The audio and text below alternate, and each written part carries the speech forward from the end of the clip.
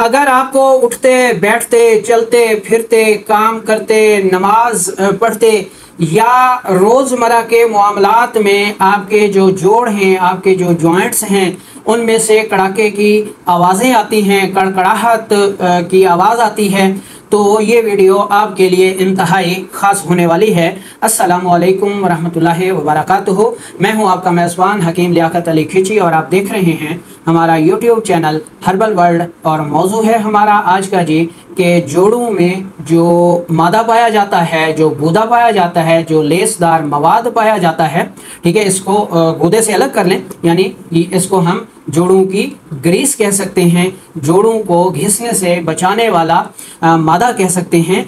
तो ये जब कम हो जाता है तो जोड़ आपस में रगड़ खाने लगते हैं और उनके रगड़ खाने से कड़ाकों की आवाज़ें आती हैं और मुसलसल ये अमल रहे तो जोड़ आपस में रगड़ खाकर घिस जाते हैं और फिर उनमें पानी पड़ जाता है और फिर इंतहाई शदीद दर्द, वरम, सूजन और सोजिश घेर लेती है। इंसान का चलना फिरना जो है वो दोभर हो जाता है और इंसान एक जगह का बैठकर हो जाता है।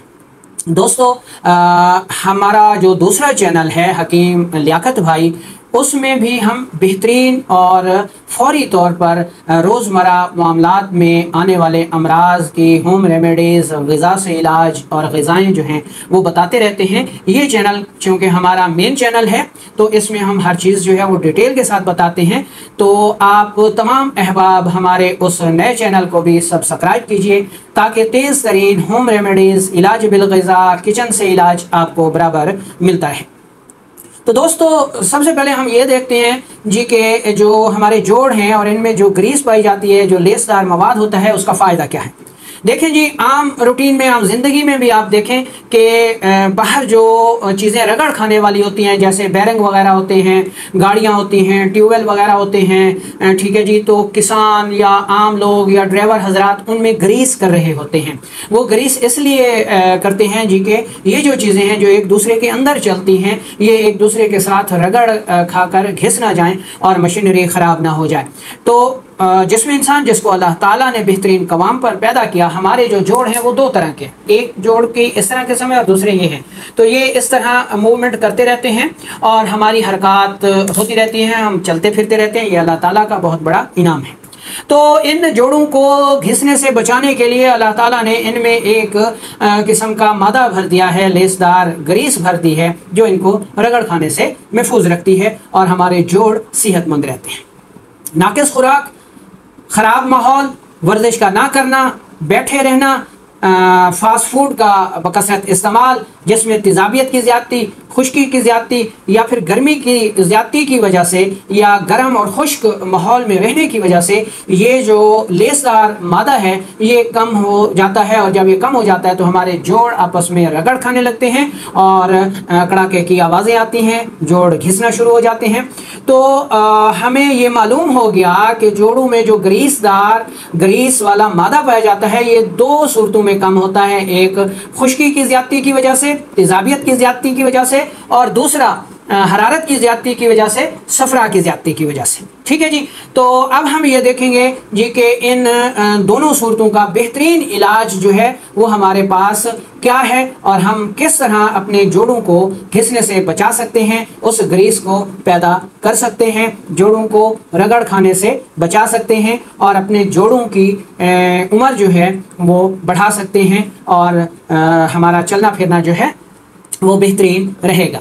तो इस मकसद के लिए 2, 3, 4 होम रेमेडीज़ दी जा रही हैं। इनमें से आप किसी एक को इस्तेमाल कर सकते हैं जो कि आपको आसान लगे। 3, 4, 5 रेमेडीज़ इसलिए बताई जाती हैं कि जिसको जो रेमेडी अच्छी लगे, आसान लगे, वो उसको बना ले।